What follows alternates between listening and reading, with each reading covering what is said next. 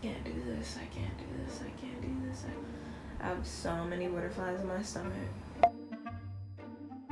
Alright, you guys, good morning. So the poofs, they're like kind of symmetrical, but now the line in the center is kind of bothering me. So I'm actually nervous. I'm very nervous. My black girl magic is not completely 100% on fleek today. I don't have time to fix it, even though the interview isn't for another 2 hours. I don't have time to fix it. I need to eat something, and I literally just got a text message from them saying, yes, we're still on today, because I wanted to send a message saying, hey, are we still meeting up today, just to make sure they didn't cancel on me, and they did not.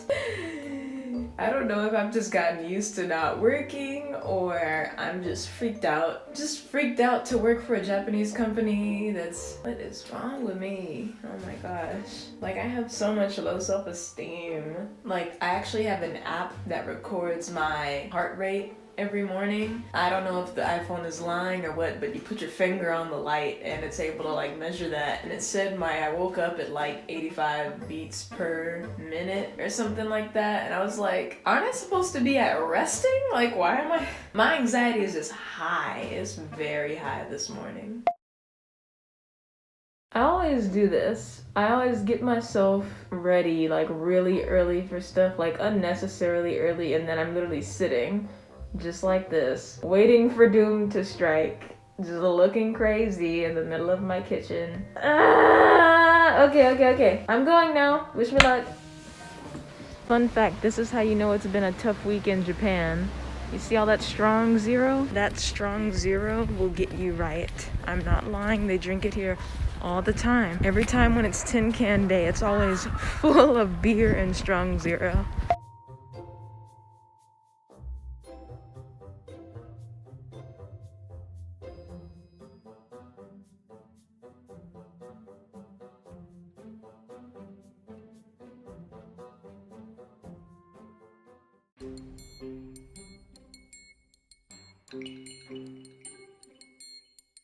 Okay, so I'm back home, and get this, literally right before I walked up to the building, I dropped my phone and I cracked my screen protector. Like, it's not that bad, but the crack is like right here.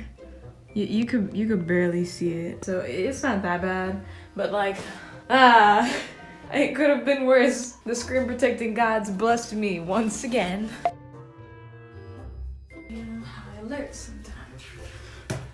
Has this been like recording the whole time?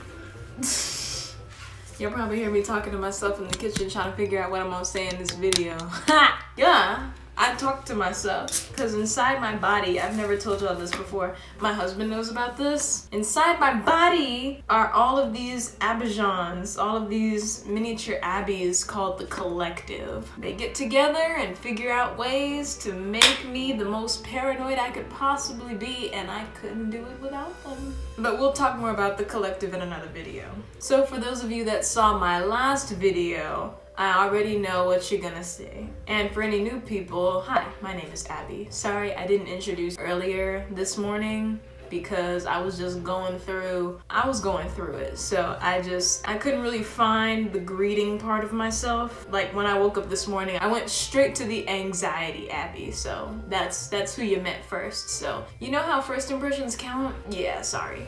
So for those of you that saw my last video, by the time we get a couple minutes into this video, you're gonna be like, Abby, you were worrying for nothing. You freaked yourself out for nothing. Why'd you do that? I already know you're gonna be saying that. Whatever. There's nothing wrong with being on high alert sometimes. I could have went up to wherever this address was and it could have been some kind of serial killer, who knows? But luckily it was an actual place with a sign that said English Savvy. Oh, and just to catch anybody up, I interviewed for a job at a school called English Savvy today, and I was super nervous about it. I'm using this video as like a follow-up to let you know how it went and first impressions, pros and cons, and the people I met and all that stuff. So let's jump right into it. Oh, and I totally forgot to say this in the video, but hi, this is Editing Abby, and yes, I got the job, and I have until tomorrow to let him know what decision I've made. But yeah, I took it upon myself to write down the pros and cons of this job. But first, let's talk about the manager. He's the current manager. He runs a senior home, speaks semi-good English. He's very understanding and very lenient, almost like too lenient, like scary lenient. He says he knows many DJs and likes rap music and freaked out when I told him that my husband was a rapper. So I can kind of guess that he's in the 20s range, just based off of how enthusiastic he was off of that bit of information. All right, so let's go on to the job pros. I get to pick my schedule. So I thought that was pretty cool. So Teru pretty much just told me like, hey, we can start with like a default schedule, and then the following month you just tell me what days you can work and I'll put you down. And I'm just like, oh, okay, cool. They also offer bikes and car rides to and from the station, because literally the school is but like a 2-3, like not even like, it's like a 2-minute drive from the school, from the station that I have to get off on. And when I told him that he knew that the walk here was 16 minutes and he knew I just made that walk to get to the interview, he straight up was just like, hey, you want me to give you a bike? Because I had all these siblings and they all moved to different parts of the region and they don't use the bikes no more, so if you need a bike, like, it's a lot faster to get here by bike. And I'm just like, damn. No, it's okay, I don't need a bike. Like, I saw the route for the bike actually, and it's like 30 minutes, and I've never ridden a bike for like more than 10 minutes, so I definitely don't trust myself to ride it for 30 minutes, especially in this cold ass weather right now. I kindly rejected his offer, but I thought that was super cool. And after the interview, he actually gave me a ride back to the station. He offered, and I was like, yeah, because I don't want to make that 16-minute walk again right now, today. I mean, if you're offering, like, sure. The next part, visas don't matter. He said, like, I asked him straight up, like, is it okay that I have a dependent visa? Like, it pretty much just means that I can only be a part-timer. And he was just like, oh yeah, like, this job is part-time, like, no contract, you ain't gotta worry about it. Like, teachers come and go all the time. And I'm just like, you're really lenient for what I thought, compared to what I thought you were gonna be like. See?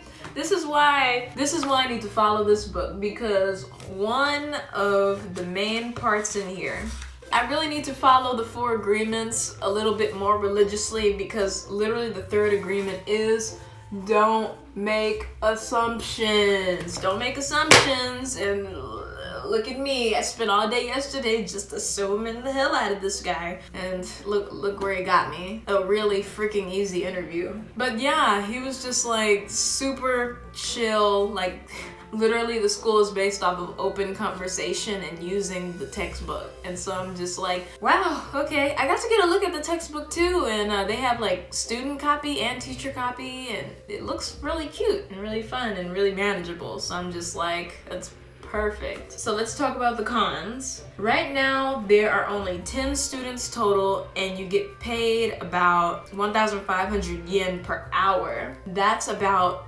$14 US an hour. And given that there are only 10 students, Teru said that each one of those students usually just does 1 lesson a month. And I'm just like, dang. Like, in my head, I was like, they're gonna progress really slowly that way, but hey, you do you run your business, it's your business. Pretty much that basically means if there are 10 clients and everyone gets 1 class a month, I'm only gonna make about 15,000 yen a month, and that's shy of $144 a month. So it's something. I'm grateful for that, because I'm making nothing right now, but it's something, but it's pocket change. Just to be realistic, it's pocket change. So it's definitely a good side hustle. And the commute from here, from my home right now, in between, it's like about 25 minutes, so it's not bad. And majority of the commute, I get to sit anyway on the train. But the other part is, if me and Jay end up moving to the share house in Kyoto, it would be a 57-minute commute. But it's okay, to put it on the pros, it's okay because I looked at that commute and I only take 2 trains, and majority of the time I can sit. Like, I can sit on the train and I'm only walking for like about 5 minutes. If I take him up on the offer for rides to and from the station in the city where the school is located. So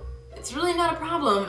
The only financially straining part about the commute is just, it's like $3 here and back total from here, but from Kyoto, it's like a total of $10. So like about $5 there, $5 back. But he said he offers the transportation fee. So if I tell him that's how much I'm paying, having to go there and come back, he reimburses me. So I'm just like, I'm definitely glad that that's an option, because then that means my transportation is free. So yeah, that would be a really good side hustle. Like definitely with this job, I would have to get a second job. So more than likely I'm gonna have to work 2 jobs. Because the share house is more than like living life at the share house is gonna be about in between $100 to $200 a month, or at least that's what the ads said when I looked at it. You know, on advertisements they always put like, oh, the minimum just to get you to click on it, but then when you get there they're just like, oh yeah, there are some additives on there. I have to also consider like my food, like how am I gonna eat and different stuff like that. My phone bill. Ugh. Gosh. There's so many gears turning in my head right now. I'm overstimulated. I'm overwhelmed. I wrote down this information. I'm glad I was able to talk it out with you, because now you were like, you're kind of like my trial run for talking with my husband, so thank you for that. But tonight I'm gonna talk to my husband and see what we want to do. Are we gonna stay in this apartment for a little bit longer? I don't like change, but I saw a quote the other day on Instagram saying that if you're comfortable, that means you're not growing. So basically, if you're uncomfortable, that means you're growing, or you're moving in some kind of direction, or there's change coming, something like that. I want to take the growing part.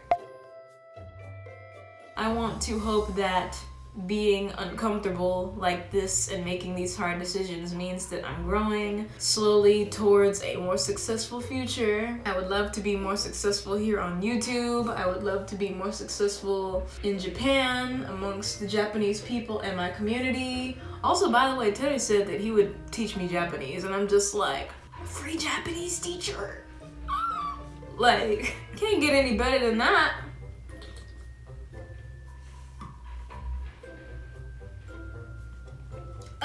Yeah, this is like an energy drink. I shouldn't be drinking it.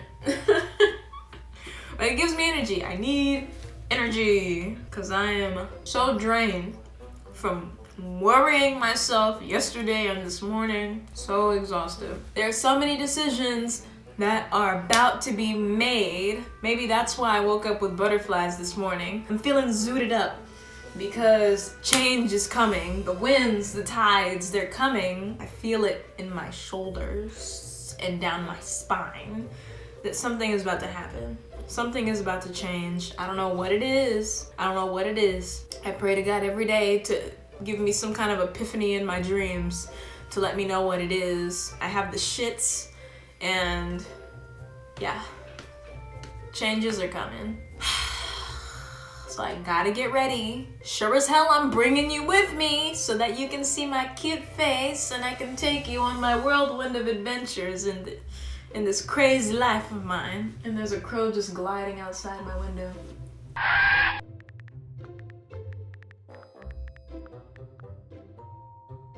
Wait a damn minute. But you better buckle up and sit tight, because it's gonna be a ride. And I'll see you in the next video. Bye.